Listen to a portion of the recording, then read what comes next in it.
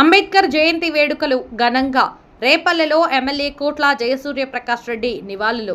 Doctor BR Ambedkar 135వ జయంతిని పురస్కరించుకొని డోన్ నియోజకవర్గ శాసనసభ్యులు కోట్ల జయసూర్యప్రకాష్ రెడ్డి బేతంచెర్ల మండలంలోని రేపల్లె గ్రామంలో అంబేద్కర్ విగ్రహానికి పూలమాలలు సమర్పించి ఘనంగా నివాళులు అర్పించారు.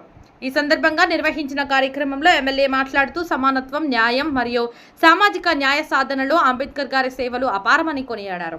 దేశ రాజ్యాంగ నిర్మాతగా ఆయన అందించిన మార్గదర్శకత్వం ప్రతి పౌరునికి ఆదర్శప్రాయమని పేర్కొన్నారు.